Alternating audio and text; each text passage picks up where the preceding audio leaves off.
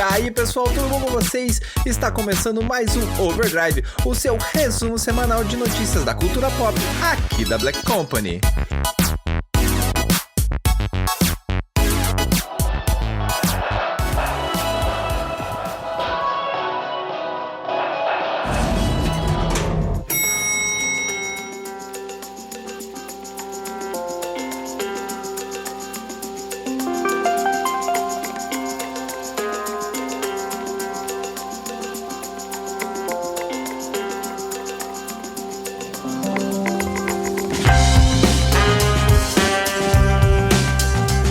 E aí pessoal, tudo bom com vocês? Espero que sim. Eu sei que vocês estavam sentindo falta da gente, afinal de contas já estamos aqui há 1 ou 2 semanas, né? Sem aparecer aqui no nosso Overdrive, mas foi por uma excelente razão, um motivo extraordinário. Hoje estamos aqui com uma edição especialíssima, nossa edição 75, nossa edição quaternária do Overdrive. Mas aqui não vai ter nenhum Battle Royale, não serão jogos vorazes.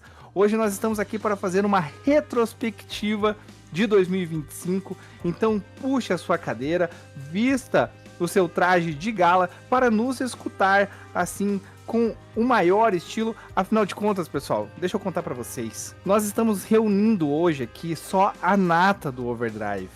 Se você estava com saudade de certos membros, hoje é o dia de você matar a saudade, mas eu vou deixar no suspense quem a gente trouxe para participar hoje. Primeiro, eu gostaria de dar boa noite a ela, que sempre me substitui aqui e que eu vou falar um pouquinho mais depois, tá? Mas, e aí, Rafa, como é que você está? Tudo bom? Fala, Xion, como é que você tá? E aí, galera? Pô, tudo bem por aqui? Feliz de estar em mais um episódio aqui do nosso Overdrive. Um episódio muito especial, com muita coisa boa e com essa bancada fenomenal. Fenomenal, né? Como já diria certos personagens por aí. E também vou convocar aqui a nossa... Eu sempre gosto da animação com que ela chega. E aí, Esther, como é que você está? Tudo bom? Tudo ótimo, gente. Meu Deus, que episódio que é esse? Vai ser bom demais. Eu tô muito animada. É isso. É isso. Não preciso falar mais nada. E chamar ele, né, que sempre está aqui. Eu falei que a gente veste o nosso traje de gala. Ele tá sempre num traje de gala porque é um gentleman aqui do nosso Overdrive. E aí, João, como é que você tá? Tudo bom? Opa! E aí, galera? Estamos aqui nesse episódio especialíssimo, né? Com esse time de elite, episódio mais que especial, último do ano. E vamos que bora. E já que eu falei de animação, né? Quando eu citei a Esther, vocês já estão começando a se acostumar, né? Cada vez mais com outra pessoa que também é extremamente animada, que conduziu assim, que trouxe assim um upgrade para o nosso programa. E aí, Thay, como é que você está? Tudo bom? Tudo ótimo, tudo maravilhoso. Boa noite, gente. Espero que todo mundo esteja bem. A gente está aí nessa edição final. Este dezembro está prometendo. Este ano foi um ano com muita coisa boa e eu tô animada para poder conversar sobre tudo isso aqui, porque olha, tendo em vista a quantidade de notícia que veio, a quantidade de lançamento que veio, olha, só o suco da qualidade, o supra-sumo do que é bom. E agora, para você que estava curioso, tá aqui esperando para saber quem são as nossas convidadas especiais. Bom, eu não poderia fazer um Overdrive especial de retrospectiva sem pelo menos fazer o convite a elas que nos ajudaram a tornar o Overdrive o que é hoje, sempre abrilhantaram este programa com muitas notícias, com muita informação e muito conhecimento. Então, para você que estava com saudade, Beth, e aí, como é que você tá, Beth? Ei, meu povo, que saudade que eu estava deste programa, do Boys, da Rafa, de todo mundo.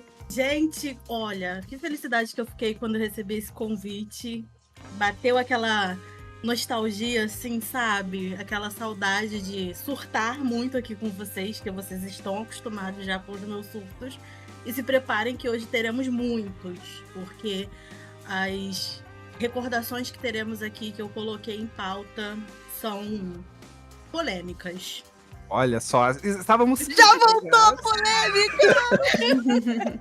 Estávamos assim, sentindo falta. Nós estávamos há alguns dias sem polêmicas nesse Overdrive.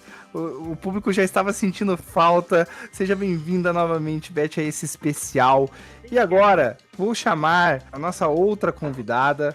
E assim, eu vou dizer que ela dá aulas não só porque ela é professora, mas porque ela dá aulas realmente de conhecimento. Nosso bloco de literatura, então, ficou extremamente órfão depois que ela precisou se ausentar do nosso Overdrive. E hoje ela está aqui para dar aulas mais uma vez. E aí, Drica, como é que você está? Tudo bom? Olá, pessoal! Que saudade que eu tava de vir aqui conversar com vocês. Esse ano foi uma loucura, né? Vocês sabem. Mas assim, tô muito, muito feliz de estar de volta aqui conversando com vocês. A Beth tá aqui hoje. Vamos falar muitas coisas, muitas polêmicas. Também trouxe algumas coisas interessantes pra gente falar esse ano. Que eu assisti, que eu joguei, inclusive. Vai ser bem legal, tô super animada. Então vamos lá, pessoal. Time de Elite apresentado para este nosso especial de fim de ano, nossa retrospectiva aqui do Overdrive da Black. Bora chamar o nosso elevador. Hoje ele vai apertadinho, mas vai assim, muito feliz para cada andar. Bora chamar o nosso elevador, vamos para o nosso primeiro andar, o nosso bloco de streamings e TV.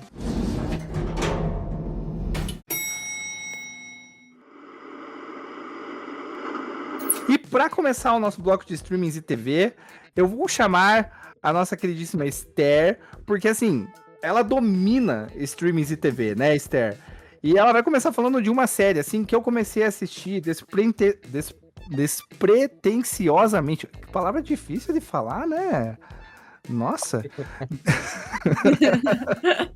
Despretensiosamente, porque afinal de contas era a minha excelentíssima que estava assistindo. Aí um dia eu cheguei no quarto, fui deitar-me ao lado dela, assim, e ela estava assistindo, sabe, tipo novela, assim, que você começa a assistir, te prende atenção e depois você começa a ver tudo, querendo saber o que está acontecendo.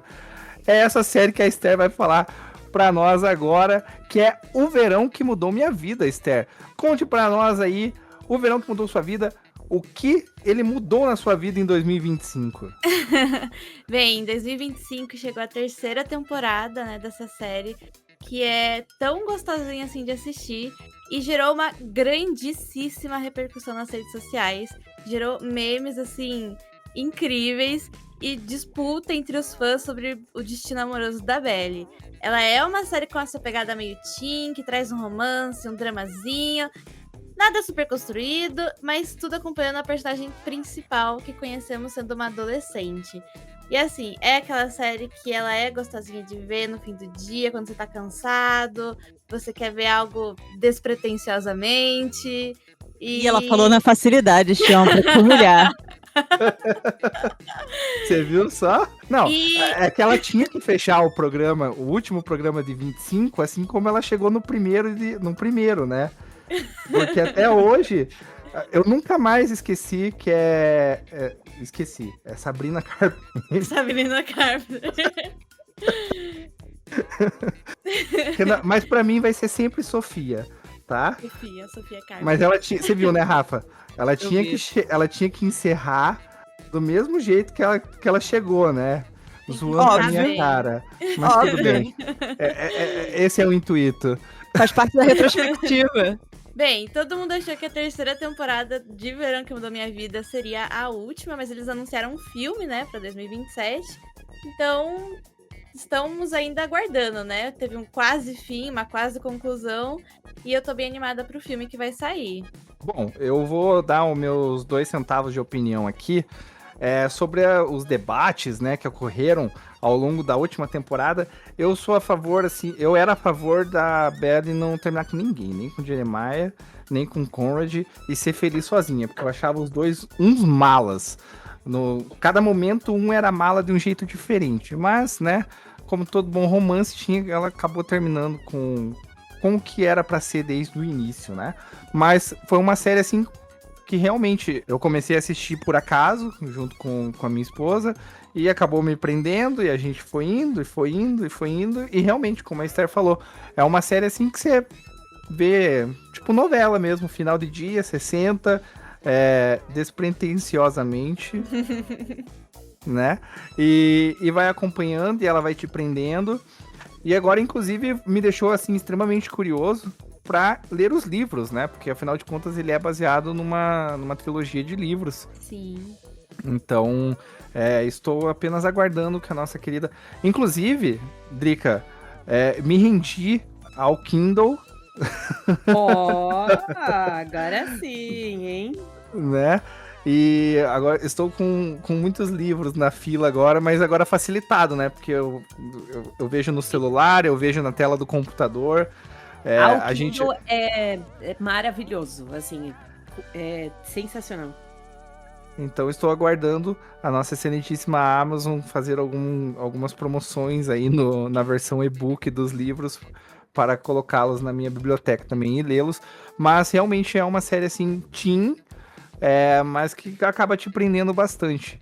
Então, o Verão que Mudou Minha Vida mudou muitas vidas neste ano, porque realmente foi um assunto, foi uma das séries muito faladas ao longo de 2025. Assim como a série que nós vamos comentar agora, que eu imagino que a maioria da bancada tenha assistido, principalmente quem é fã de games, e que ontem, nós estamos gravando este programa aqui na sexta-feira, dia 12 de dezembro, ontem, né, dia 11, rolou o The Game Awards, e a série, vou dizer assim, até de forma meio que surpreendente, a série acabou levando o prêmio de melhor adaptação no The Game Awards, que é The Last of Us, a segunda temporada, e que gerou, assim, um debate gigantesco essa segunda temporada, muito mais do que a primeira, né? Dividiu muitas opiniões, mas, novamente, foi um marco da adaptação, né, Esther? Sim, nossa, veio a segunda temporada, assim, com quilos de expectativas dos fãs e conseguiu juntar, assim, uns punhados de haters, né? Vamos falar a verdade. Com 7 episódios, eles conseguiram deixar alguns arrastados e outros super corridos. E, nossa, não obteve uma boa recepção. Algumas das críticas que eu me identifiquei é que os personagens estavam meio limpos demais para uma era, né, pós-apocalíptica. O roteiro parecia mastigado, como se o espectador fosse burro. E principalmente o comportamento da personagem principal, que é a Ellie, né? Tava feliz demais, parecia, né? Não sei que forma que eles quiseram adaptar o luto dela, mas causou um estranhamento no público. Eu não sei se alguém quer comentar, assim, porque eu sou muito suspeito para falar de The Last of Us. Eu e o Silvio já tivemos alguns debates acalorados, inclusive, em relação a Team Ellie e Team Abby, né? Tem um lugar de fala. Eu só não vou entrar porque eu e o Silvio partilham da mesma opinião. A questão é que eu tenho lugar de fala. Inclusive, tivemos um overview há muito tempo atrás sobre isso, mas The Last of Us, o parte 2, o jogo, é uma das minhas obras preferidas de todos os tempos. Independente de jogo, série, filme, é uma das minhas obras preferidas de todos os tempos, justamente pela questão da dualidade que ele traz nas histórias, sobre as diferenças de percepções e sobre o gosto amargo que ele deixa na nossa boca. Ele deixa aquela sensação de tipo ruim. Ele deixa uma sensação ruim e é isso que é o grande diferencial. E a série, ela patinou, né, em certos momentos nessa adaptação. Como a Esther falou, eu fiquei com esse sentimento que a Ellie, às vezes, ficou meio fora do que o jogo apresentava, mas não deixou de ser uma boa adaptação. Talvez as mudanças que foram feitas tiraram a característica que para mim é um grande diferencial do jogo, mas não tira as qualidades da série. Então, realmente eu acho que ontem no The Game Awards foi um prêmio, se não justo, pelo menos ok, muita gente questionou em relação ao Fallout, né? Que novamente veio aí extremamente bem adaptado. Mas eu achei que foi bem ok. E mais uma vez, né? A série movimentou aí o início do ano, o primeiro semestre. O que me deixa muito com a impressão é que essa segunda temporada foi uma transição, assim, sabe? Não foi uma história completa, não foi algo de início, meio e fim, foi uma transição. Então, deixa a desejar porque, né, a gente tava esperando mais. Uma coisa que me preocupa muito sobre The Last of Us é a terceira temporada. Porque a segunda, o Druckmann já saiu um pouquinho dela e deu no que deu. Na terceira, ele não vai estar na produção da série. Era Então, exatamente esse o ponto que eu ia comentar, né? Porque a primeira temporada teve muito do Neil participando ativamente dos roteiros e tudo mais. Nessa segunda temporada, os 2 episódios que foram mais aclamados foram justamente os episódios que teve a participação dele. E eu vou dizer pra vocês, aquele episódio dos flashbacks da Ellie com o Joel, aquilo ali foi uma obra-prima. Foi lindo. A forma como ele adaptou o que vai acontecendo ao longo do jogo em um episódio, aquilo foi simplesmente maravilhoso. Foi absoluto cinema. Eu estou nesse momento assim com os braços abertos, absoluto cinema. Mas o que preocupa é justamente isso que ela falou, porque os episódios que teve o afastamento dele foram justamente os episódios mais criticados, porque o Craig Mazin colocou uma visão assim meio diferente. E talvez, Thay, pelo que ele já deu de declarações, a terceira temporada vai te pegar de jeito, porque ele parece ser do mesmo do time Abby. Vai ser, né? Assim, eu tenho lugar da Abby, porque eu vivi uma situação assim. Mas eu acho que, assim, todo círculo de vingança foi iniciado por conta da Abby. Eu acho que se ela tivesse ficado quietinha na dela, nada disso teria acontecido. Mesmo com o pessoal falando, mas o Joel fez o que fez com o pai dela.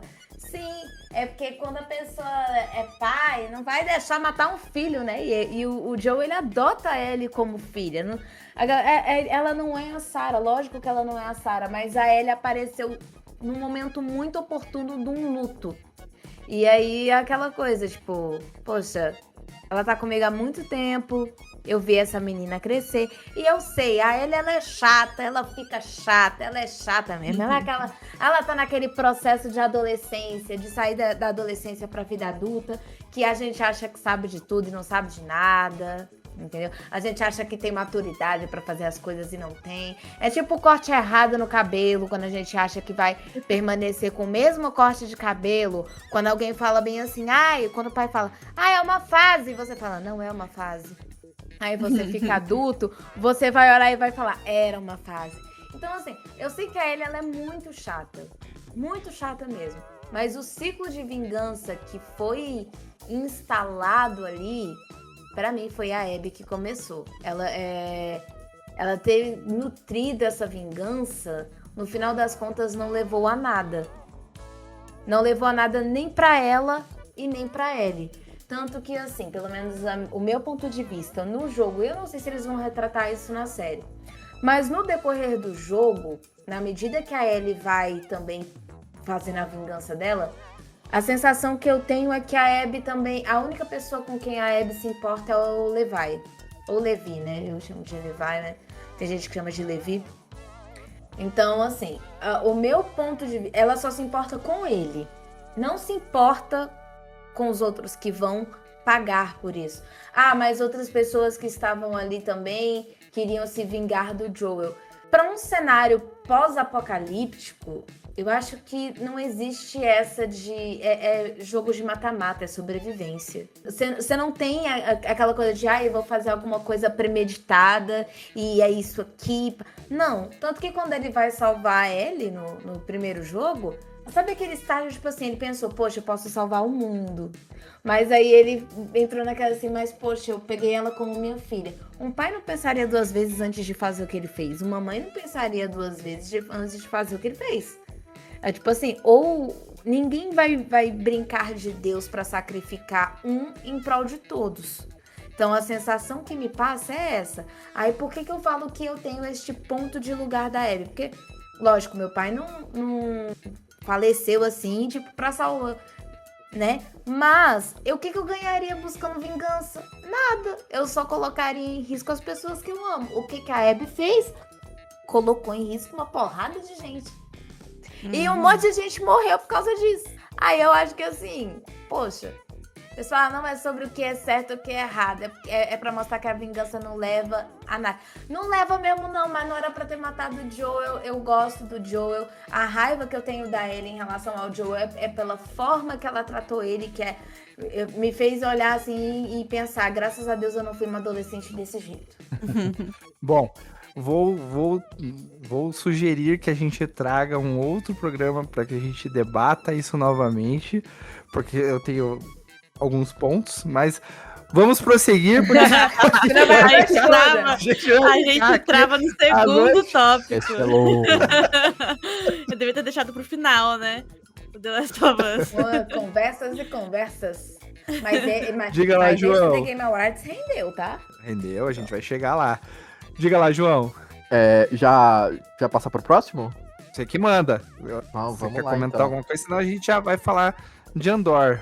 Não, acho que muito já foi dito sobre The Last of Us. Eu acho que não tenho muito mais o que acrescentar. Acho que tô na linha de vocês. Acho que tem coisas que eu achei bacana. Acho que é bem feito, mas realmente em termos de adaptação, algumas decisões de roteiro eu acho questionáveis, mas isso já foi dito.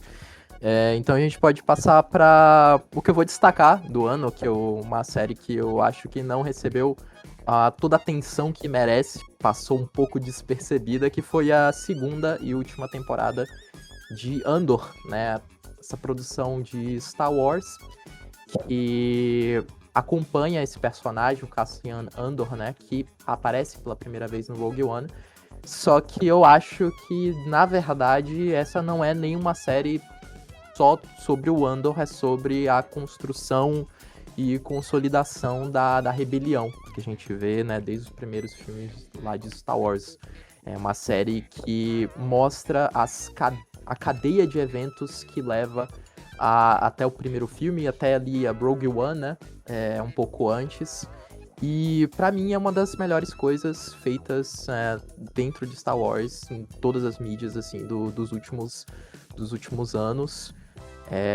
Essa 2ª temporada ela encerra essa jornada, né, pelo menos do que havia sido apresentado do Andor.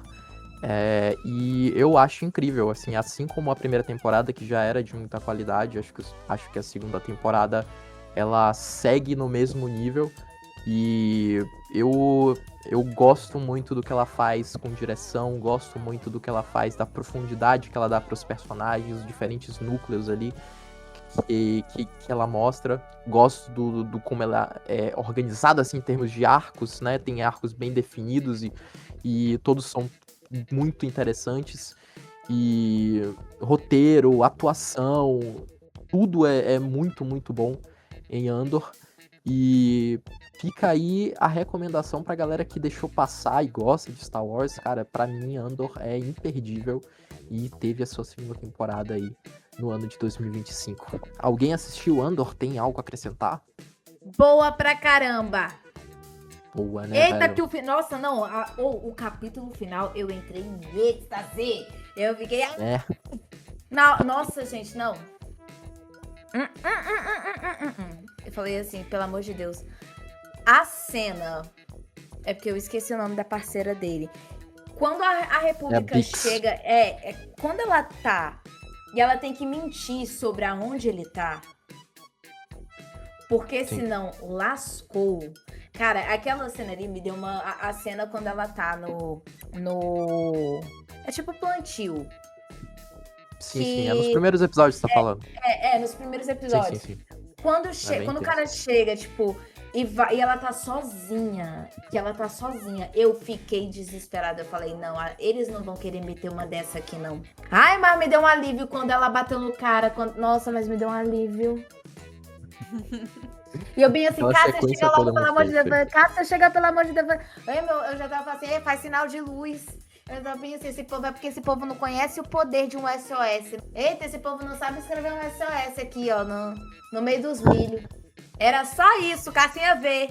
Mas Bom, chegou, eu né? não assisti a série ainda, mas eu queria levantar um questionamento, João. Você Por acha favor. que talvez a série tenha sido prejudicada devido aos problemas que Star Wars, de uma maneira geral, vem enfrentando de qualidade por causa da Disney?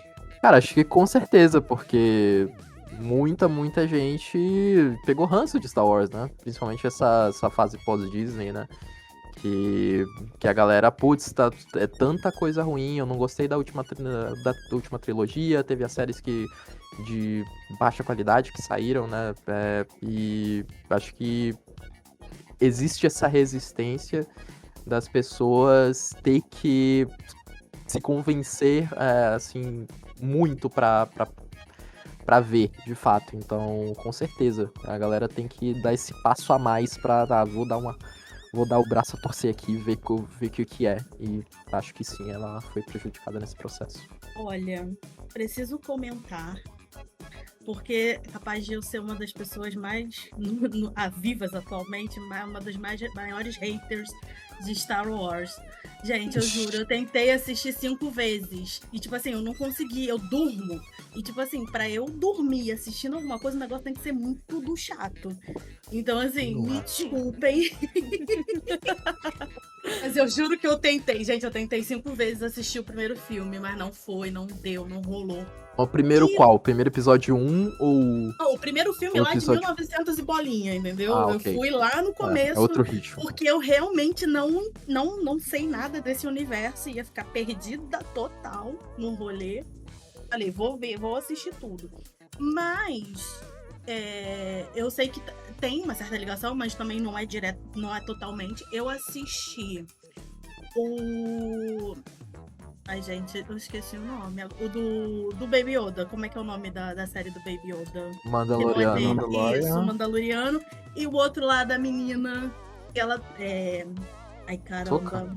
Isso. Eu não sei pronunciar o nome dela. Mas é esse mesmo. E eu gostei dessas 2 séries. Eu até teve uma outra também, que acho que foi Boba Fett. O único que eu gravei o nome. Horrível. E eu já gostei. Eu já gostei. Beth, polêmicas!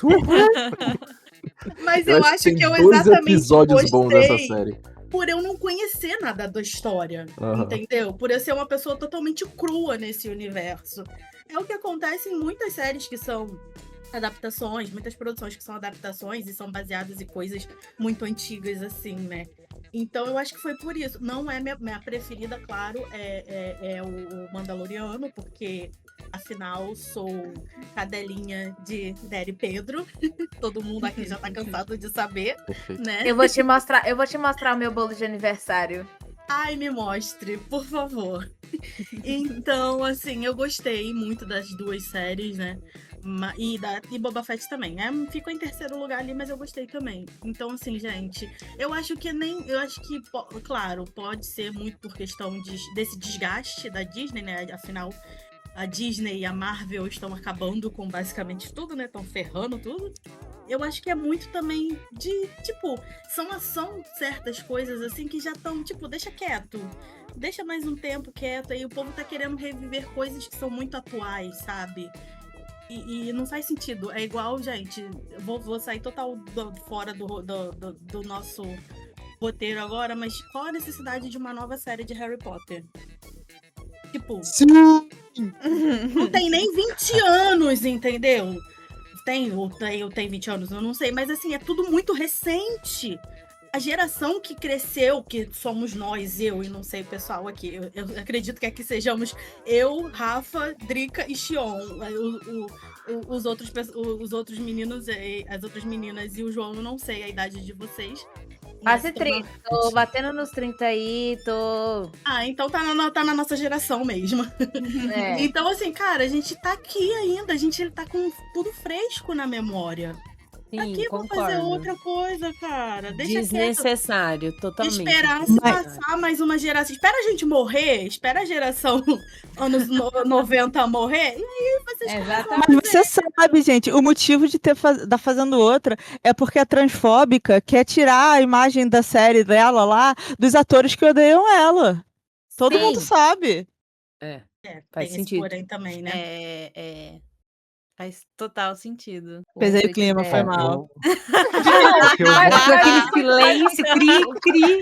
Mas o intuito dela é esse mesmo. E tipo assim, os discursos que ela tem, quanto mais é uma coisa tão contraditória, porque você fica pensando, cara, aonde que ela bateu com a cabeça, que ela perdeu 78 neurônios de uma vez só pra ter essas opiniões que ela tem, porque Quantos anos das pessoas consumindo Harry Potter?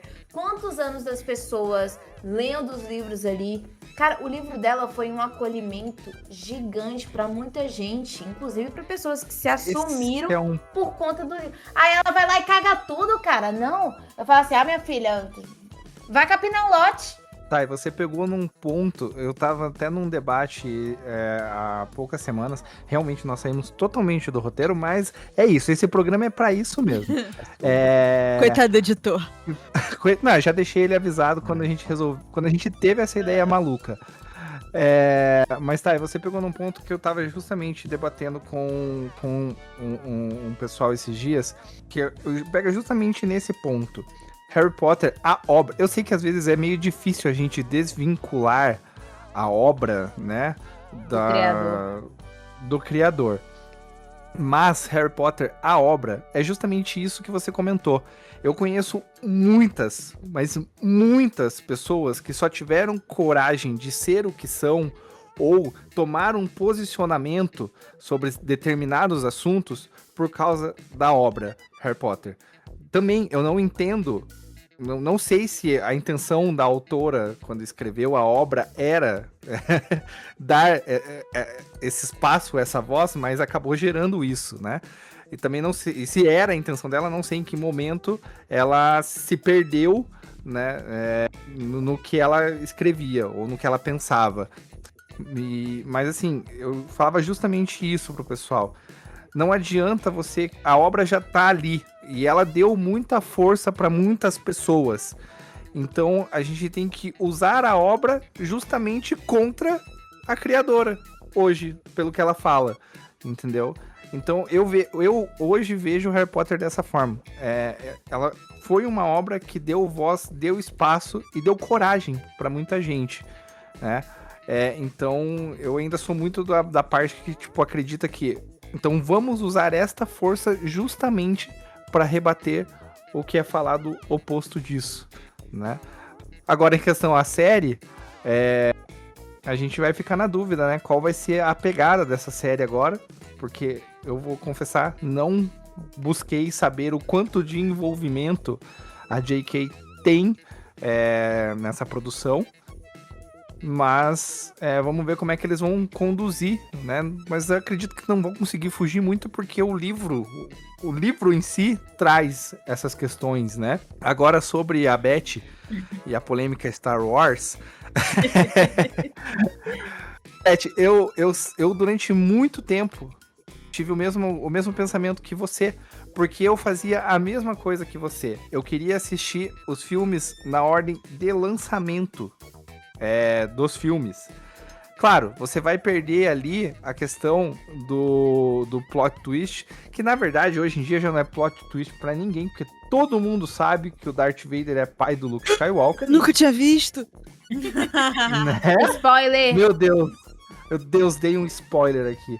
Mas eu acredito, eu consegui me aprofundar e aprender a gostar de Star Wars, por mais que critiquem os episódios 1, 2 e 3, assistindo na ordem cronológica Star Wars, porque principalmente o 2 e o 3, ele traz uma questão política muito forte, assim, na minha opinião, E daí, quando você junta com o que veio lá de trás, aí você começa a encaixar melhor o quebra-cabeça, entendeu?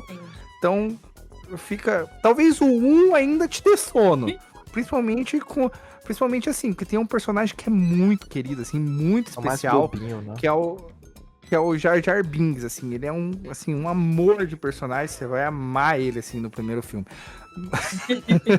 Mas o 2 e o 3, eles têm muito dessa pegada de política, de trazer mensagens por trás de tudo que está sendo apresentado nos filmes. E por mais que muita gente critique os episódios 1, 2 e 3, eu acho que eles dão um complemento, eles te dão a base para que você consiga depois compreender melhor o que está acontecendo nos episódios 4, 5 e 6. Então, Realmente o terceiro. dá essa chance mais uma é vez. importantíssimo pro cânone, assim, de Star Wars, de entender tudo que vem depois. Né? Ordem 66, lá o que acontece. Né? Então, Nossa, é importante. eu adoro os clássicos, acho muito, muito bom. Assisti quando era criança ainda e eu me apaixonei, só que saturou. Eu não consegui assistir mais nada depois de Rogue One, porque achei que caiu muito e aí realmente criei um bloqueio, assim. Mas ainda sou apaixonada nos clássicos, nos E o Rogue One, é por isso que eu falo, de você assistir na ordem cronológica, daí você vai assistir o episódio 1, 2 e 3, vai entender como as coisas aconteceram, vem Rogue One, faz a conexão, né, que ficou faltando entre o episódio 3 e 4, e daí depois você consegue, é claro, vai ter toda a questão dos efeitos, né, aquela coisa meio pastelão lá dos anos 70, 80. Mas eu amo essa parte. Aí Eu que tá. adoro também. É Eu legal. fico assistindo Mas- filmes assim dos anos 70, bem pastelão mesmo, tipo A Bolha, o Tomás Assassino e por aí vai, entendeu?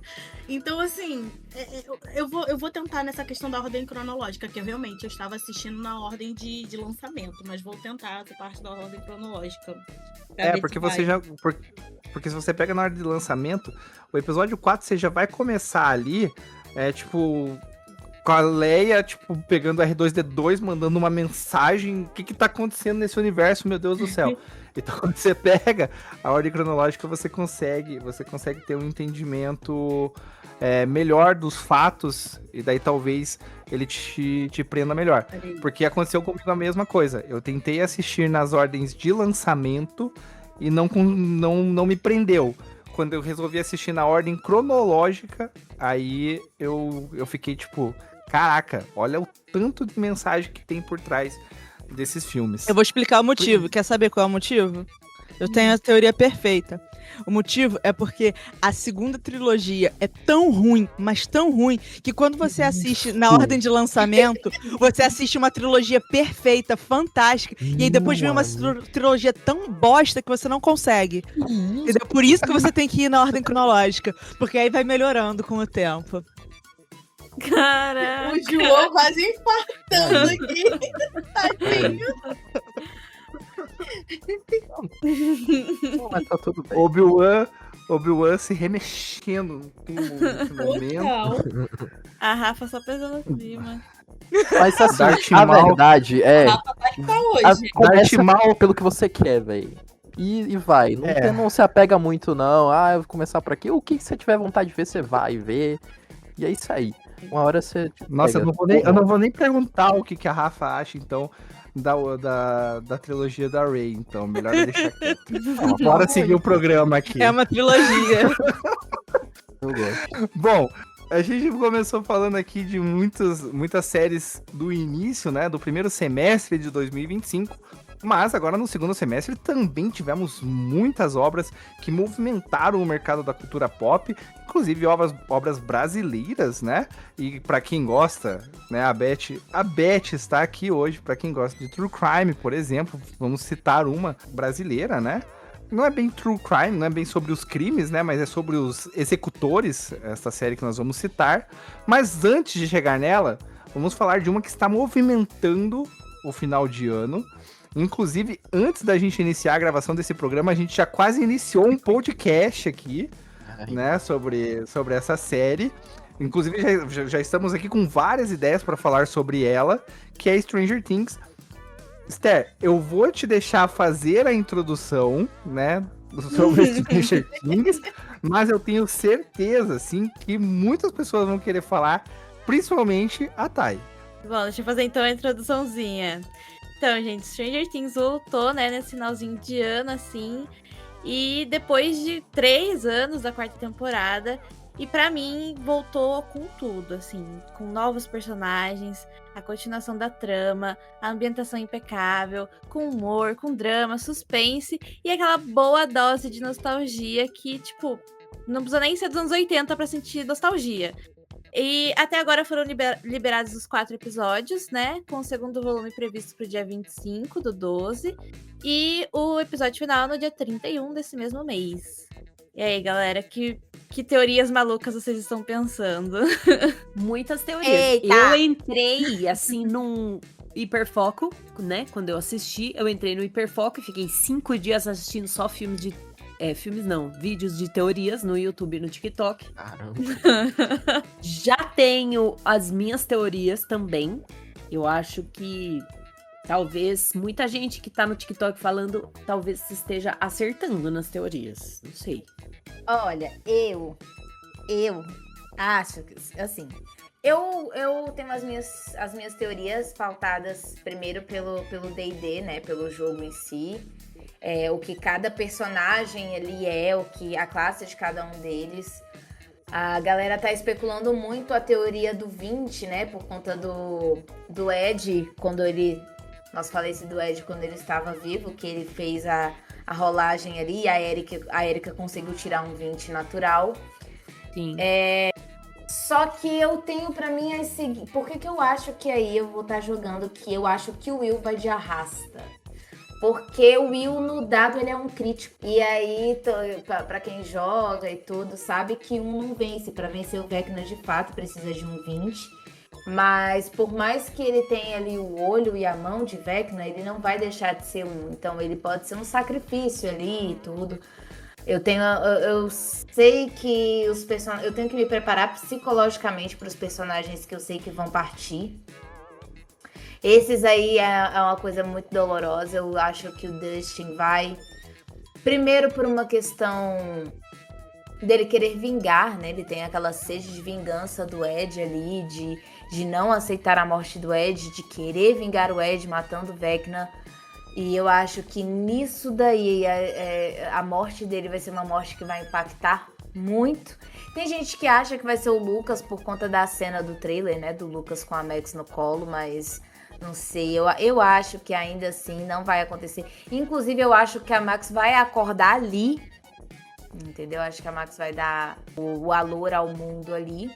A Robin eu acho que vai também, porque a gente se apega a um personagem e esse personagem a gente sabe que não pode se apegar. Isso já é mostrado desde ali da primeira temporada, entendeu? E a gente já sofreu muito. Vem sofrendo com perdas desde a terceira, né? Perdas de personagens novos. Então, assim... As teorias que eu tenho são pautadas tanto no roleplay ali do jogo, quanto no que é mostrado.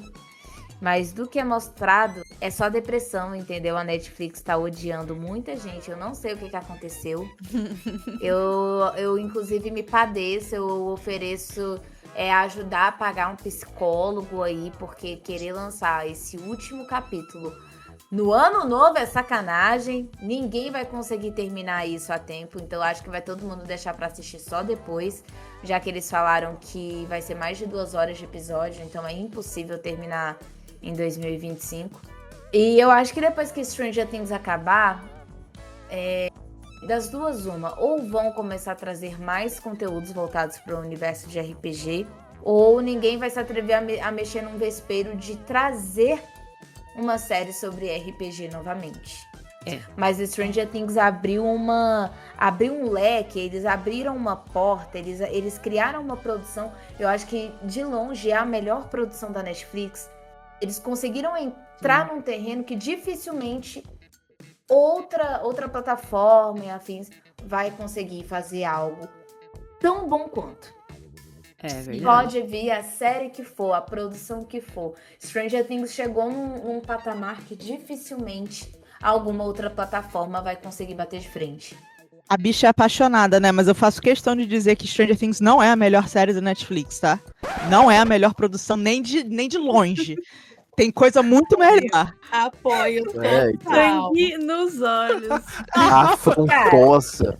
Eu acho. Não, Olha, eu gosto ver os muito. episódios sou da muito quinta fã. temporada e me dizer que é uma das melhores, que é a melhor série da Netflix. Tu vai me dizer que vai olhar aquele episódio Qual- ridículo da irmã da Eleven e vai me dizer que é uma das melhores séries da Netflix? Não aceito. Não, Gente, eu não qual que é a passei melhor nem da série pra primeira você? temporada. Qual que Eu é tenho, a... eu tenho um apego emocional com essa série, gente. Assim, eu amo demais mesmo, assim. Tanto é que eu fiquei tão alucinada enquanto eu tava assistindo, eu ficava conversando com a série, porque eu converso, né? Com a série e com o filme. E aí, meu marido, meus filhos vinham aqui na porta do escritório e olhavam assim pra mim, meu Deus do céu, não sei o que. Aí, no dia à tarde, ele levou a minha filha, a pequena, pra comprar sorvete. Ela encontrou sorvete de Stranger Things e ela trouxe. Ela falou: mãe, eu trouxe sorvete de Stranger Things pra você, porque você ama. Eu falei: filha, a mãe ama mesmo. Porque é muito gostoso, assim. Eu gosto bastante. Não sei se é a melhor. Gente, eu tenho 41 anos. Eu já assisti muita coisa nessa vida. Eu já tô numa idade que eu não acho nada o melhor. Pra eu falar que alguma coisa é o melhor, tem que ser muito boa.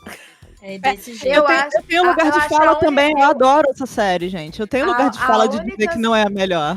A única série que não é nem da Netflix, que eu acho que tem na Netflix, mas não é da Netflix, que consegue ser tão boa quanto, é Breaking Bad e Better Call Saul.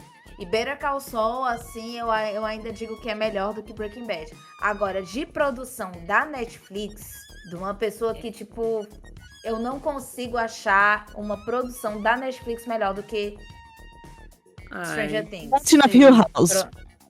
Oi? Hunting of Hill House. Maldição da... Mas aí é o Mike É. Flanagan. Mike Flanagan na Netflix, cara. Ela falou produção Aí é Netflix. Mike Ela não me deu Então, limites, aí ela você- disse produção Netflix. Cara, aí Mike... Não, aí é covardia, né? Porque Mike Flanagan... Bom, eu vou dar a minha opinião aqui como intermediador e pacificador desse debate. Eu vou ser o William Bonner aqui nesse Vamos momento. respirar, Vamos- respirar. Vamos nos acalmar, senhores. Entendeu? Vamos respirar. Assim, eu tenho duas visões. O Stranger Things, ele foi um marco. Porque eu acho que ele foi a primeira produção da Netflix, assim, que assim, movimentou a galera. Hoje, se a Netflix tem o tamanho que tem, eu acho que ela deve muito a Stranger Things. E aí eu acho que é por isso que pega muito, como a Thay falou, porque trouxe também um público diferente pra Netflix. Então, assim, Stranger Things foi um divisor de águas, assim. Se a Netflix hoje tem o poder que tem a ponto de bater um martelo na mesa, assim, chegar a ponto de dizer, nós vamos comprar a Warner, por exemplo, muito se deve a Stranger Things, porque foi um divisor de águas pra empresa, pro streaming, de uma maneira geral. A partir dali, começaram outros streamings a pensar, pô, a gente pode começar a criar produções exclusivas para os nossos streamings também. Era difícil você ouvir falar... primeiro que estava tudo muito engatinhando, né, no mundo do streaming, assim, você não tinha tantas opções, nem, né, como tem hoje. Mas ali foi onde deu o estalo e todo mundo resolveu. A Disney, não, vamos fazer o nosso streaming também. A HBO, Warner, não, vamos fazer o nosso streaming também. A Globo, todo mundo. Então, acho que Stranger Things tem esse apego emocional, porque muita gente começou no streaming Verdade. ali. O primeiro exclusivo, a primeira coisa que todo mundo parou pra assinar um streaming realmente foi por causa de Stranger Things. Mas eu concordo com a Rafa também, que tem, né, a primeira temporada foi maravilhosa, tiveram a terceira e a quarta tiveram algumas derrapadas, sim, né, que trazem essa questão de, tipo, pô, né, será que realmente é a maior de todos os tempos, é a melhor de todos os tempos? E tiveram outras séries que depois disso vieram e produções maravilhosas, Round Six, Maldição da Casa Hill. Pô, aí o leque se abriu de uma maneira absurda. né? Mas eu acho que isso só foi possível e essas produções só vieram graças a Stranger Things. Então, vamos respirar, né? Então a gente tem esses dois pontos. Pode não ser a melhor, mas se as melhores vieram depois, foi por causa dela. Podemos ficar nesse meio termo? Não! Não. Cara. Diga, João. Não, sei lá, tô no meio termo, eu gosto de Stranger Things, eu acho, não tenho essa... se me perguntasse o que eu acho a melhor produção da Netflix, depois de todo esse tempo, eu não sei dizer. Acho que tem várias coisas que eu vi ao longo do tempo que eu gosto de Stranger Things, é difícil, né? Stranger Things. Coisas estranhas. Mas é isso, coisas estranhas. Isso eu não tenho muito a acrescentar, não. Alguém ia comentar? Vou me abster de falar. Alguém- Vou me abster de Vamos falar, pra não estender muito o assunto.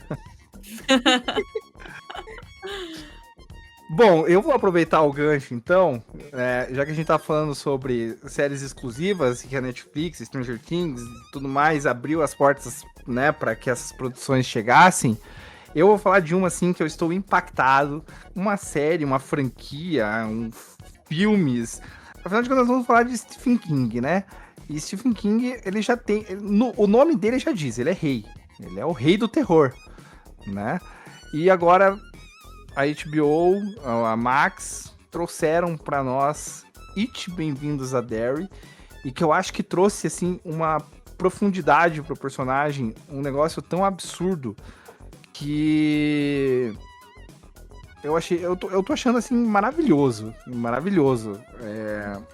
Apesar da série, no início ali, dar uma derrapada, vai meio engatinhando, mas depois que ela levanta e começa a andar sozinha, o negócio fica, assim, impressionante. Não sei se mais alguém assistiu aqui, mas eu achei que precisava estar nessa retrospectiva, até porque virou um dos assuntos mais falados da última semana, né? Pelo menos no meu círculo, assim, de geeks que eu acompanho. It, Bem-vindos a Derry virou, assim, uma coisa absurda. E fora a interpretação, que aí é chover no molhado, né? A gente falar de interpretação de Bill Skarsgård, eu adoro falar o nome dele.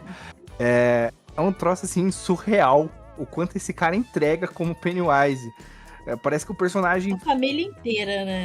Essa família inteira, meu Deus. Sim, a família toda, né? Mas é que parece... A sensação que te dá é que o personagem foi feito pra ele, assim. Tava só esperando chegar o momento e ser entregue pra ele, assim, o personagem. Então, é um negócio muito absurdo. A forma como eles estão trabalhando a história e o universo de Stephen King dentro da série. Tem referências de Iluminado, tem personagens de Iluminado dentro de It, Bem-vindo a Derry. Ah, pronto. Agora eu preciso ver definitivamente. Só meu filme preferido, minha adaptação preferida do King. Gente, qualquer coisa eu peço pra avisarem vocês quando será o enterro. Eu sei que muitos não poderão ir porque vocês moram longe, em outro estado, mas é isso, entendeu? Qualquer coisa, só acender uma velinha pra minha alma ir pra onde tiver que ir e vambora.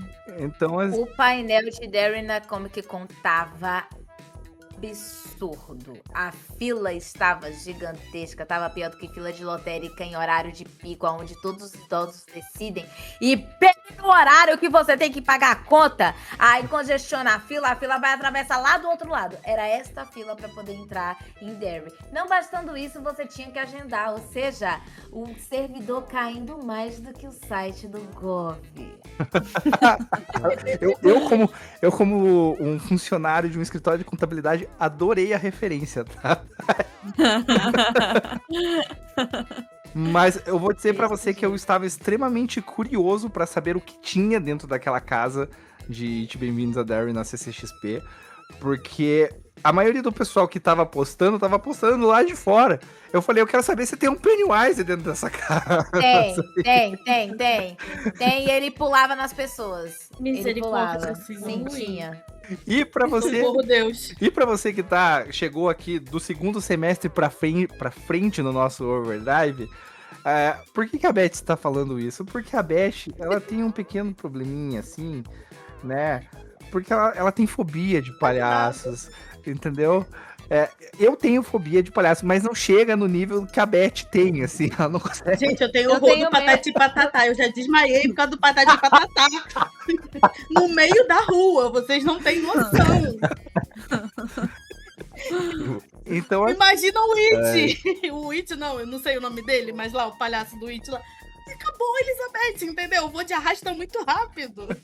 mas, Aí é complicado. assim, a forma, só concluindo, né, a forma como eles estão trabalhando esse universo do King, tem referências a tartarugas o tempo todo, inclusive ao medo, né, não o medo em si, mas ao receio que o Pennywise tem em relação a tartarugas. Eu esqueci o nome da entidade agora, que tem o formato de uma tartaruga. Talvez a Drica consiga me ajudar melhor em relação a isso, porque eu esqueci o nome da entidade. Puxa, eu não vou lembrar, mas é uma que ela cuida do universo, vamos dizer assim. Isso, essa mesmo. Ela é a responsável pelo equilíbrio do universo. Exato. Ela faz Ela é isso. o contraponto à escuridão do Isso, Pennywise. ela é Então, a ela é inimiga do... a única coisa que a coisa é que ele assume a alcunha de Pennywise, mas é a única coisa que a coisa teme, né? Então tem referências a esse universo gigantesco do Stephen King, tem referências à Torre Negra, tem personagem do Iluminado, tem referências a outros Iluminados, né? Então a forma como eles estão trabalhando o universo do King na série, já vi até teorias de que eles podem criar realmente e interligar, porque hoje o universo do King ele é muito interligado por teorias dos fãs, né? A Drica tá aqui, pode me dizer melhor até em relação a isso. Mas hoje muita desse universo do Stephen King ele é interligado com os fãs que vão pegando um pedacinho aqui, um pedacinho ali, vão fazendo as ligações, mas eu não sei se ele mesmo, né? A gente sabe que o King escreveu muitos dos livros dele sobre efeito de tóxicos, né? Então, eu não sei se ele estava pensando muito, né, nessas ligações, mas a forma como eles estão construindo a série dá a sensação de que eles podem vir, sim, a construir um multiverso do Stephen King. Agora... porque ele construiu, na verdade, assim, até inclusive com a série da Torre Negra, né? A série de livros, tem alguns personagens da Torre Negra que passam por exemplo, o personagem do Matthew McConaughey, que é o Homem de Preto. Ele está... Não sei se isso é um spoiler. Talvez seja um spoiler, mas tudo bem. É muito antigo, não tem filme. Ele também. está no livro da Dança da Morte. Eu acho que ele tem a alcunha dele lá, que é o Randall Flagg, né? Que é. Randall Flagg, ele aparece como Randall Flagg, isso. Essa questão da conexão, não, acho que realmente não é só de fã. O King, ele faz essas conexões. Sim. Por exemplo, bem tem várias conexões, assim. Se você tem os personagens dos Iluminados, que não são só um, não é só o Danny que é iluminado, por exemplo. Você tem a teoria, né, é de que, por exemplo, a Carrie também seria uma iluminada. Sim, né? Inclusive teremos série da Carrie dirigida e roteirizada pelo maravilhoso, adivinhem, citamos agora há pouco, Mike Flanagan. Sim. Ah, meu Sim, Deus. um elenco pulou a batida aqui no sensacional. coração. Peraí. Prime Video, só vamos torcer pro Prime Video não querer cancelar o negócio no meio do rolê, né? Ai, gente, não. Mike Flanagan nada. merece todo o dinheiro E do o mundo King que ele quiser. tá no meio aí, tá? O Flanagan e o King tiveram vários encontros, várias conversas. Assim, temos muitas obras da Carrie. Eu gosto muito do filme dos anos 70, com a Sissy Spacek, que ela é excelente. Aquela mãe dela, a atriz que fez a mãe dela, é divina, assim, maravilhoso. Aquele filme é muito redondinho, é bem igual ao livro, assim, porque o livro, ele é, vamos dizer assim, sucinto, né? Ele é o primeiro livro do King, então Ele é mais curto, vamos dizer assim, né? Ele não tá tão prolixo, né? Igual nos outros. Então ele é fácil, relativamente fácil de adaptar, né? E ele traz temas muito atuais, né? Até hoje. Bullying, né? O extremismo religioso, por exemplo. Então você vê que são temas que não mudam, né? Assim, até desde aquela época já. Ó, vocês citaram, né, o Danny do Iluminado. Beth, pra te atiçar mais ainda, assim, tá? Quem que é o personagem que ensina o Danny a guardar as coisas dentro de uma caixa? Ai, cacetada, agora. É o homem lá, gente. Como que ele chama? Então, a memória da pessoa idosa, entendeu? Mas você sabe... Depois de 4 Covids, é complicado, mas eu sei de quem você tá falando. Mas você lembra que tem um personagem que ensina o Danny a guardar, né, as visões, as coisas dentro de uma caixa. É o Dick Halloran. Exato. Nós temos Dick... É o cara que quando o Jack... Eles chegam lá, né, no hotel, é o cara que tá cuidando lá. Ele é o... Vamos dizer assim, o caseiro, né, do hotel. Exato. E aí ele recebe e tal, e ele tem uma conversa, ele percebe, né, que o Danny é um iluminado, e ele conversa com o Danny muito. E depois, né, ele vem, volta pra ajudar e tal. E o Dick Halloran é um personagem que eu gosto muito, muito, muito, muito. E ele, Dick Halloran, está em It, Bem-vindos a Derry.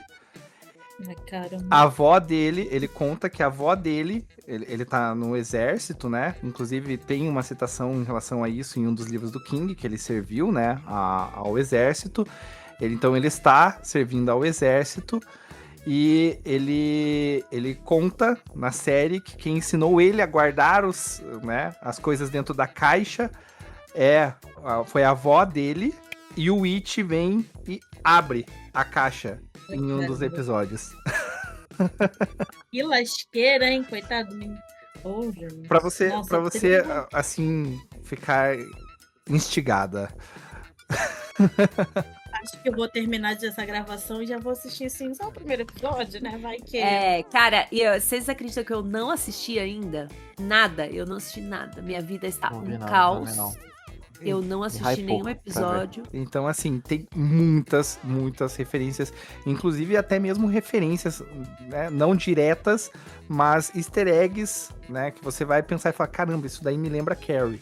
Isso daí me lembra uma outra obra, né, do King. Tem muita, muita referência. Então, a forma como eles estão trabalhando a série, assim, tá absurdamente magnífica. Pessoal, agora sim... Nós já estamos com 1 hora de gravação. A gente tá no começo do roteiro. Nós não ainda, cobrimos velho. 1/3 ainda desse Meu roteiro, Deus. gente. Vocês têm noção? Esse episódio vai ser dividido em 4 episódios. Eu vou justamente sugerir isso, tá? Ao nosso editor. Já que nós não vamos ter outras gravações em dezembro, nós vamos ter que dividir esse overdrive. Pronto. Né? Cada bloco é um ali, podcast. gente. Vou pegar uma janta, já venho. Não, sem sacanagem. Acabaram de bater aqui na minha porta falando assim, ainda vai demorar. Aí eu falei assim, olha só, a gente tá no tópico 5. 40. Vai render, Aproximadamente isso, Mas assim, vai demorar. eu vou sugerir isso ao nosso editor, mas eu já vou pedir desculpas desde já se eu começar a cortar um pouco, tá, galera? Eu prometo que eu vou ser rápida quando Começa falar a tocar a dos meus. música lá, wrap it up, please wrap it up. Vamos lá, pessoal. Eu tô querendo a musiquinha do Silvio Santos. Tempo na tela. Vamos lá, pessoal, seguindo aqui então, vamos falar agora de uma outra série que agitou bastante aí o segundo semestre, série brasileira, que gerou polêmica, afinal de contas, não tem como entrar nesse tipo de assunto sobre tais personagens, né, da vida real, sem polemizar. Nós estamos falando de... Esther, por favor.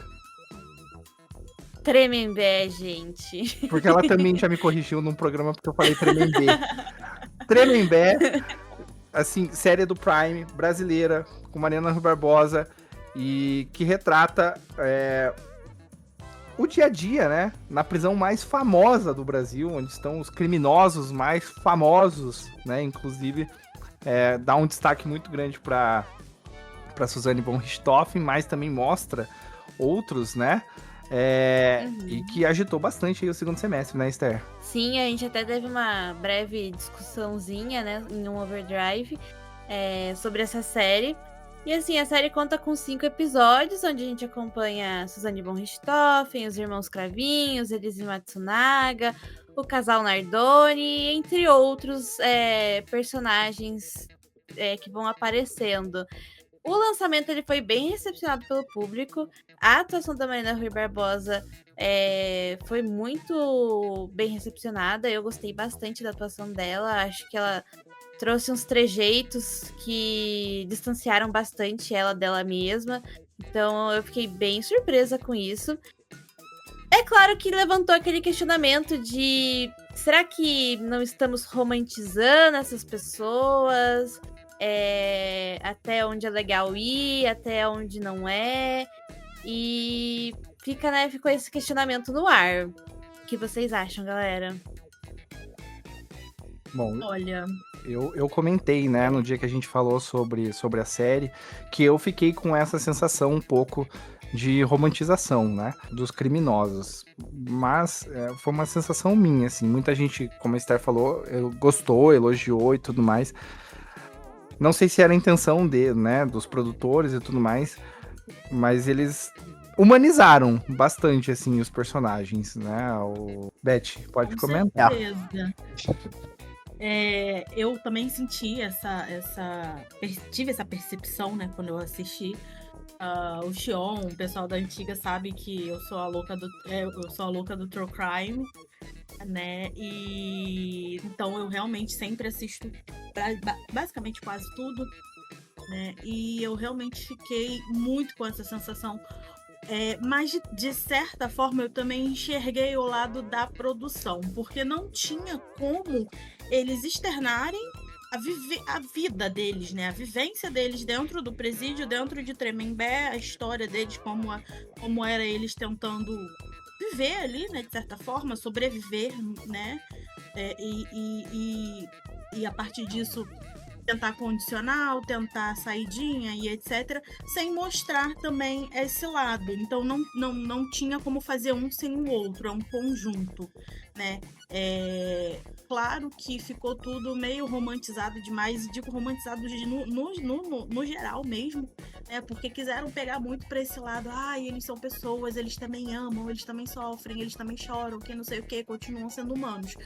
Então, isso aí me desgastou um pouco, me enojou um pouco até, né? Mas isso não muda o fato de que a série é muito boa, o elenco foi sensacional, né? E cumpriu com o papel que queria cumprir, né? O diretor, o roteirista, né? Que é também o escritor do livro lá, que tem o livro também, eu fiquei sabendo depois, ele realmente pegou muito ali do que ele queria e colocou ali na visão dele. Acabou passando um pouquinho do ponto e por isso, e concordo totalmente com essa rejeição dessa parte do público, mas consigo também enxergar isso de outras formas, deixando essa questão de lado e enxergando de forma mais técnica. Mais alguém, pessoal, quer falar de Tremembé? Eu não vi. Não. Não dá. Tá. Tô de boa. Então, bora, vamos seguir pra frente aqui. Bom, Esther, você viu que a sua preocupação sobre monopolizar o bloco de streaming TV não se concretizou, né? Tá super tranquilo. Mas Já passou. eu vou lhe dar a palavra mais uma vez para falar sobre Maxton Hall, segunda temporada que também saiu esse ano, né? E conte mais detalhes do que foi apresentado ao público aí agora em 2025, Esther. Bem, gente, voltando na pegada da série mais adolescente, mais teen, a gente teve esse ano a segunda temporada, com ainda mais reviravoltas, mais romance e muito drama, onde a gente acompanha a adolescente Ruby Bell e o James Buford, que tentam fazer os seus mundos que são tão distantes se encontrarem ali, né? James Buford é o famoso herdeiro e a Ruby Bell é uma bolsista na Maxton Hall.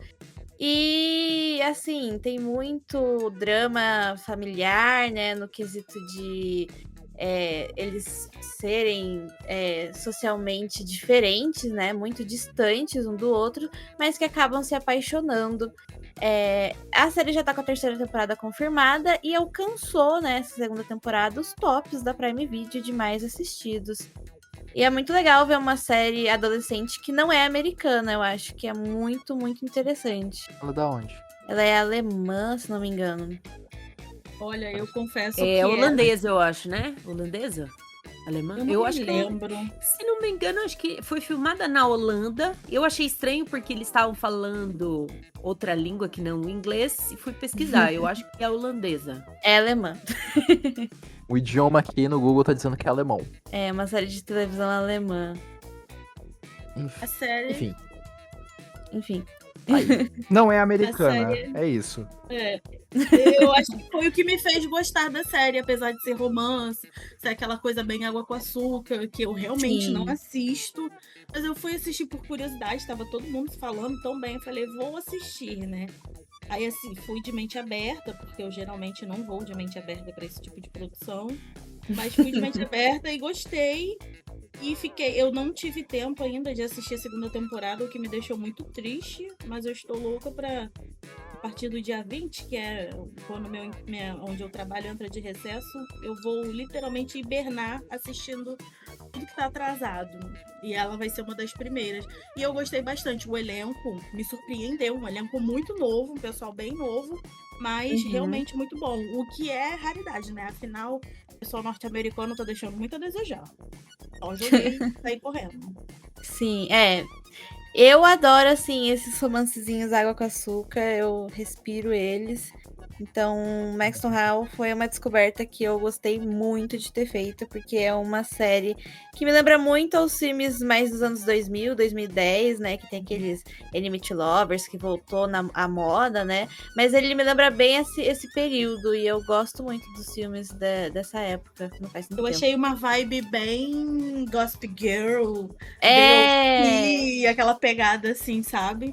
sim, é bem legal, eu gosto muito. Então tá aí, pessoal. Maxton Hall, mais um lançamento desse 2025, a 2ª temporada, né, Esther? Série alemã aí pra você que gosta desses, como elas comentaram, romances água com açúcar. Pra te deixar calminho, né? Pra você ficar calminho aí naquele dia, depois de um dia exaustivo. Bom, agora vamos falar... Para quem acompanhou o nosso início de ano, sabe que temos uma pessoa que é extremamente apaixonada por esta série, né? Série ali que transitou, né? Entre o finalzinho de 2024 e início de 2025, que é a Agatha Desde Sempre. E, Beth, conte por que Agatha Desde Sempre marcou o seu ano. Primeiro, a Balada das Bruxas, aquela música impossível tirar da cabeça. É sensacional e digo não só em questão cinematográfica, questão de trilha sonora, mas eu transito muito entre grupos sociais de pessoas que são da Wicca, são bruxas reais, né, e etc.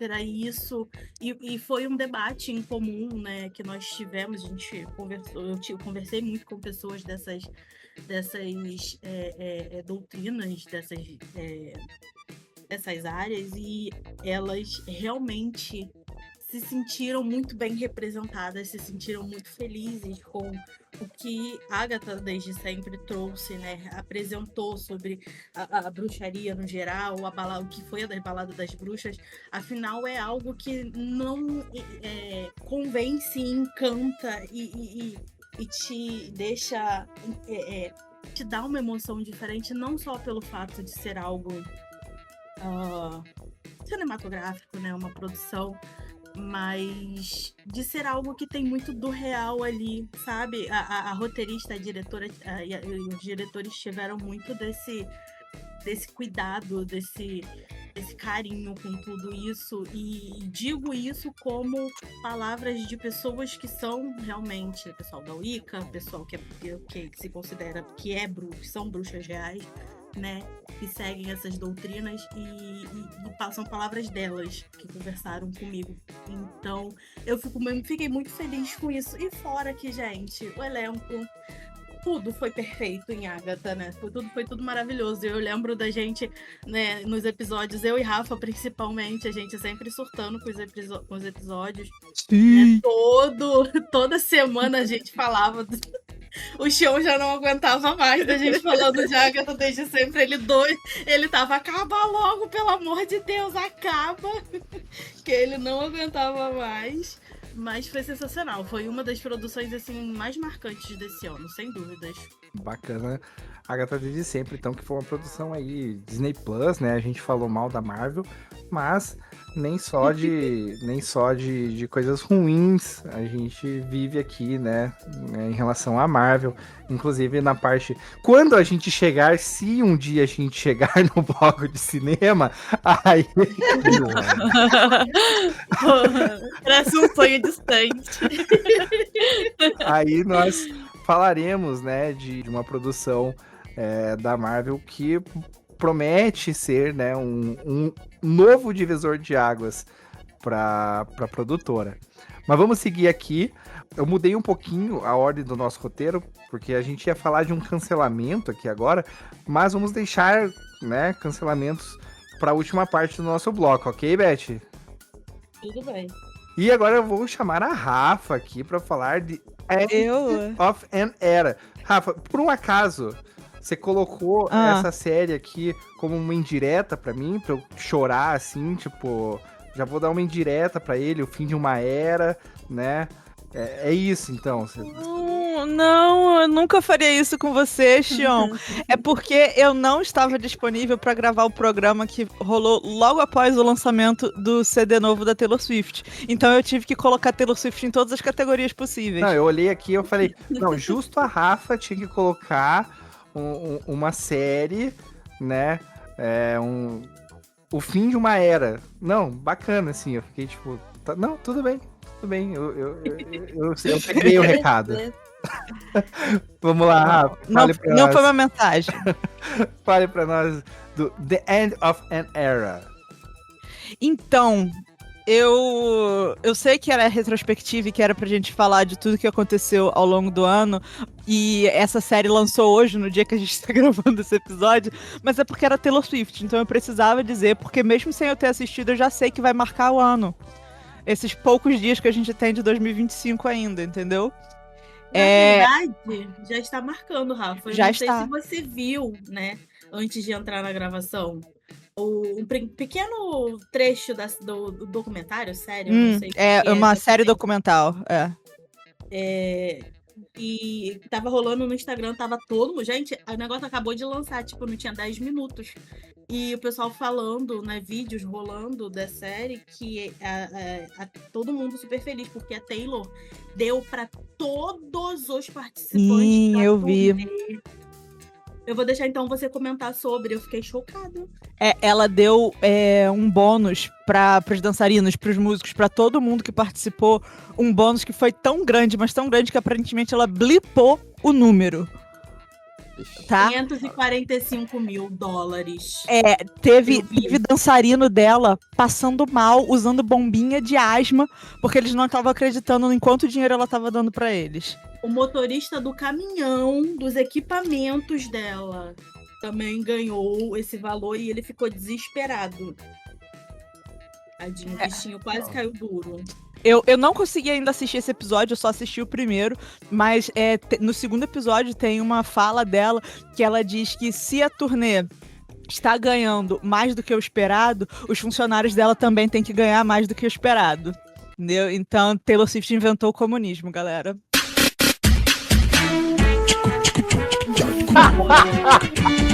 Eu confesso que eu fiquei chocada. porque Vocês aí brigando com ela, chamando ela de bilionária e ela dividindo a riqueza, tá?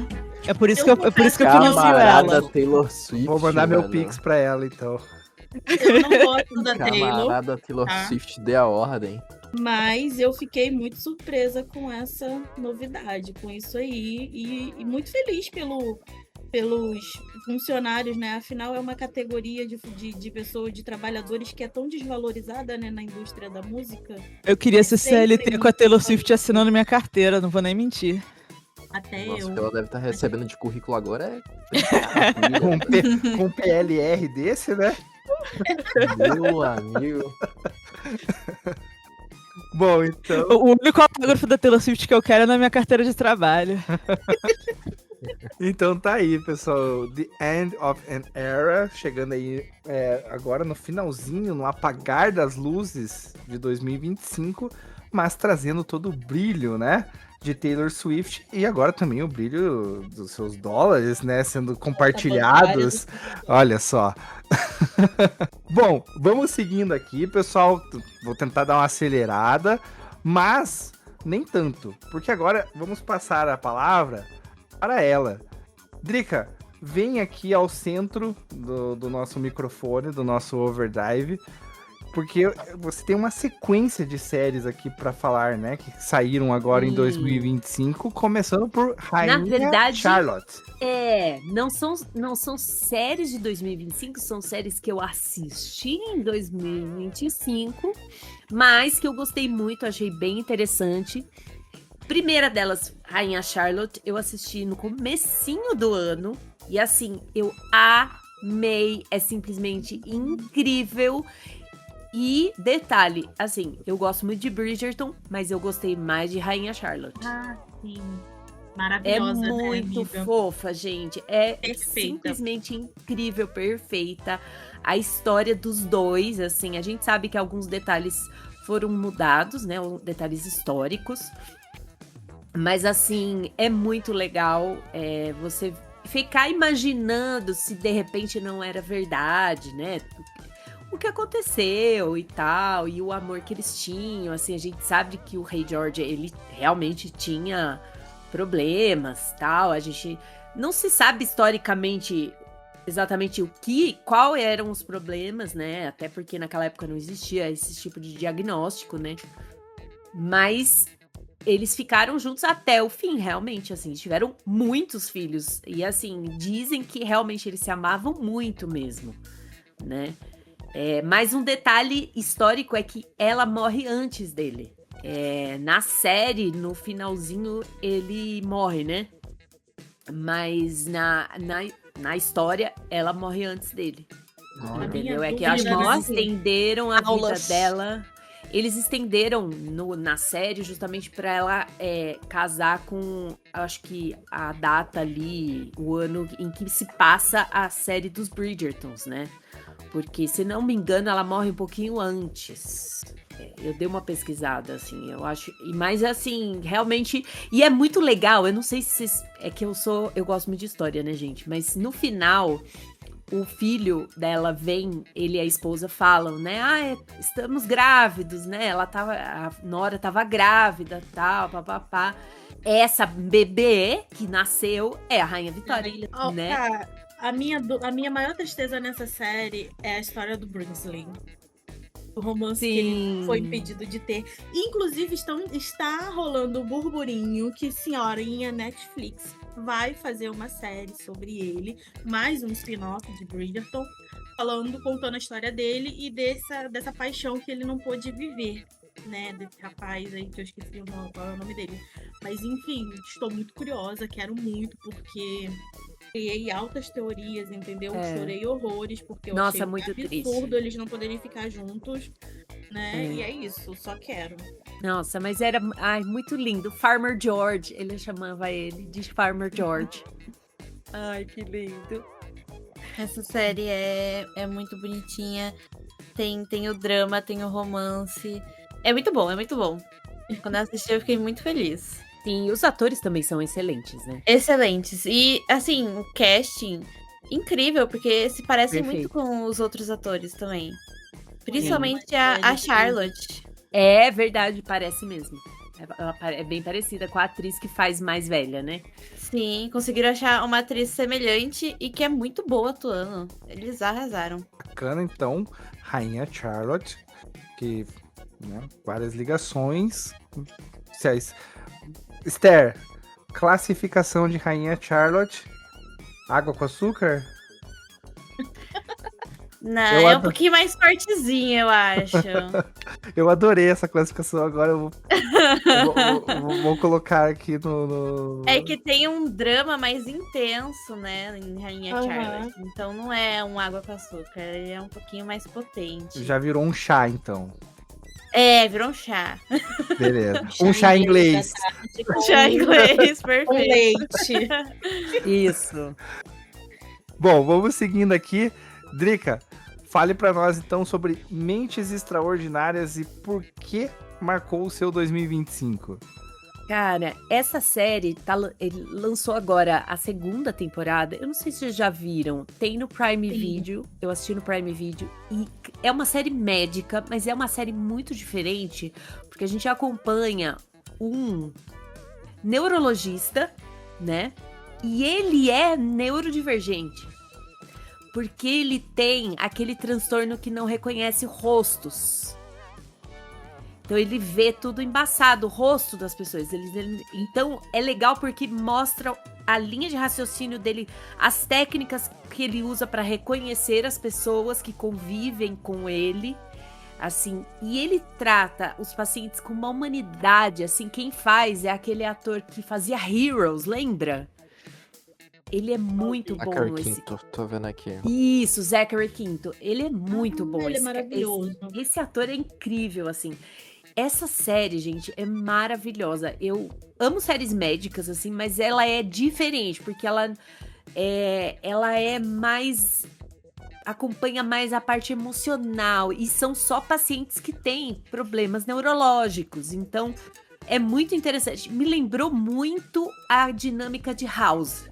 E era mais aquela coisa clínica. Não é tão coisa tipo Grey's Anatomy, que é mais cirurgias e tal. Ou The Pitt, que é a emergência. Ela é mais coisa clínica. Então ele vai diagnosticar, ele vai tratar os pacientes. Cara, é simplesmente maravilhoso, assim. Cada episódio é um melhor que o outro. Eu recomendo demais, assim. Eu assisti, acho que em um dia. Tem poucos episódios, as temporadas, assim.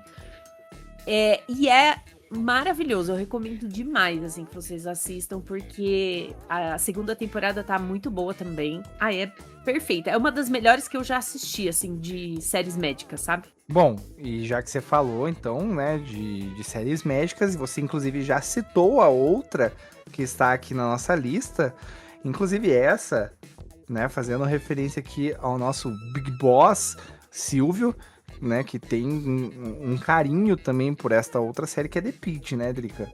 Sim, e assim, The Pitt foi um fenômeno, né, gente? Série boa pra caramba.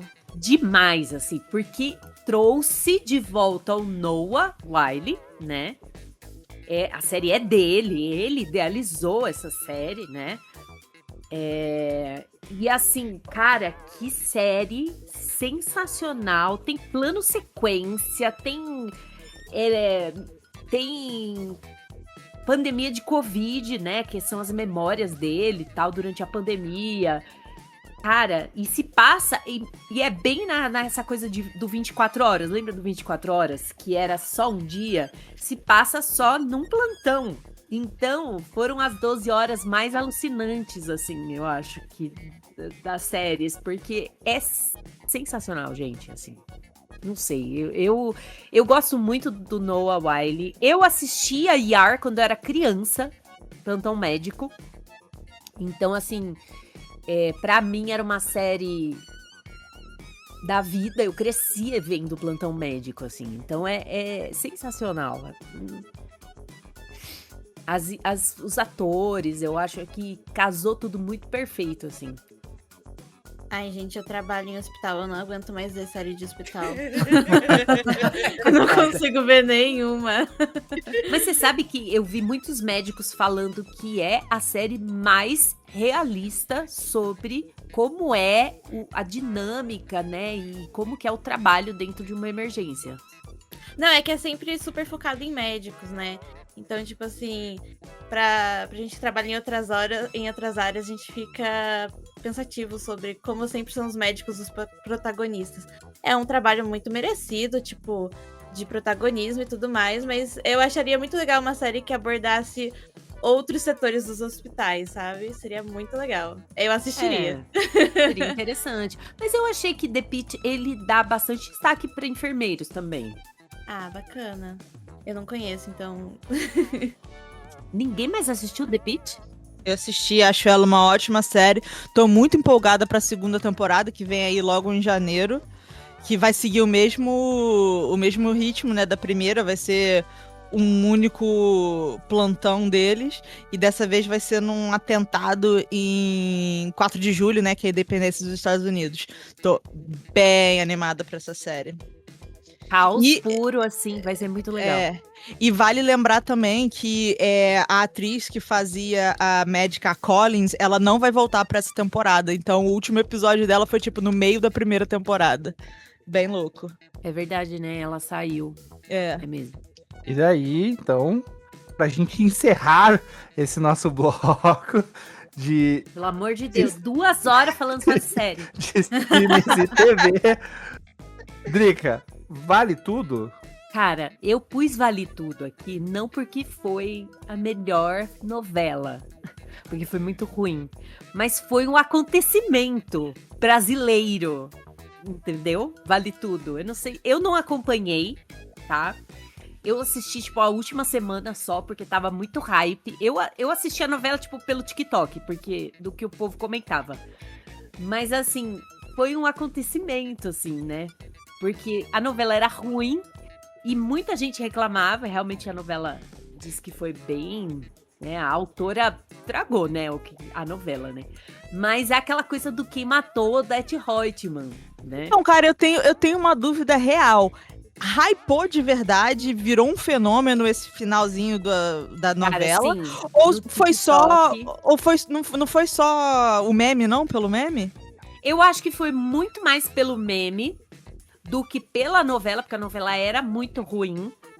O enredo, né, os roteiros dos capítulos eram muito mal feitos, assim, mas eu acho que foi mais pelo meme.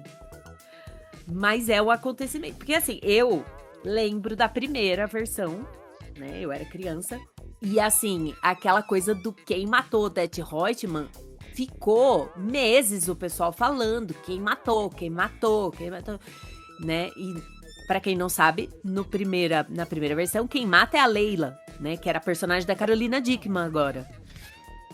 E ela mata a Odete Reutemann por engano, achando que era a Maria de Fátima.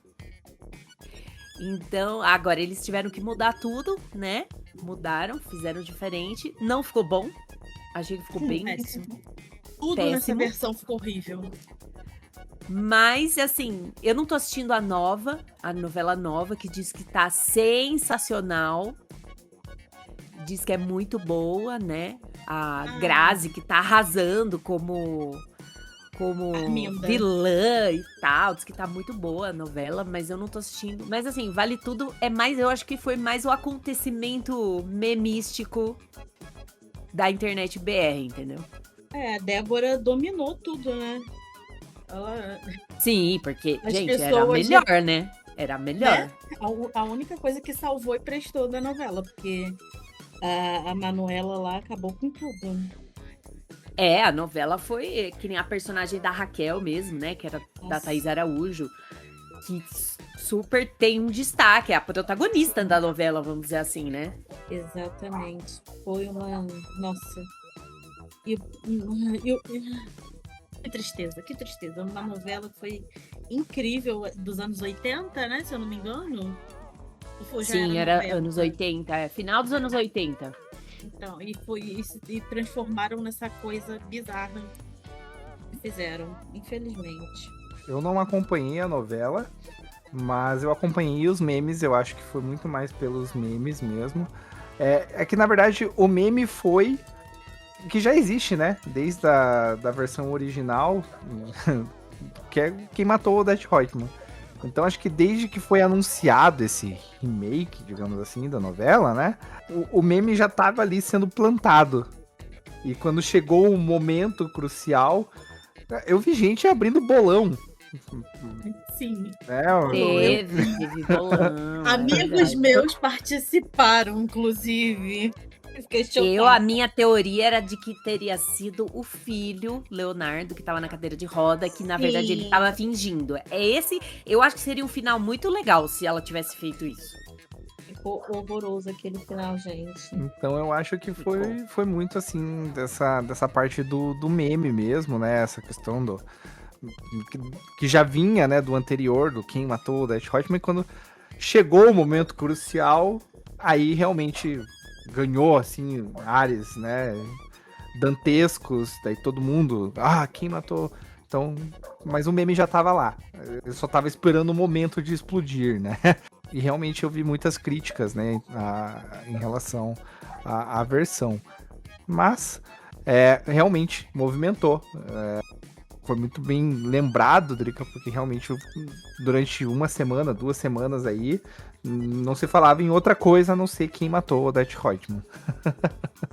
O episódio final foi coisa tipo final de Copa do Mundo, né? Parou todo mundo, tinha bar dando cerveja de graça pro pessoal ir assistir e tudo mais. Isso aí vai ser o final de Stranger Things, viu? É verdade. É porque eu acho que é uma coisa que já tava no imaginário das pessoas, né? Principalmente os mais velhos, que lembram, assistiram a novela, a primeira novela e tal. Então eu acho que deu esse hype. E a internet ajuda, né? A gente sabe que a internet ajuda a aumentar o hype, né? Assim. Porque naquela época eu lembro que já parou o Brasil. E você imagina se, tipo, a novela tivesse sido boa, tanto quanto foi a primeira versão. Teria sido muito mais sucesso, né, assim. Bom, pessoal, então é isso. Encerramos o nosso primeiro programa aqui nessa gravação. Não, brincadeira. Encerramos aqui o nosso primeiro bloco. Vamos chamar o nosso elevador. Vamos então agora para o nosso segundo andar. Vamos falar agora de cinema.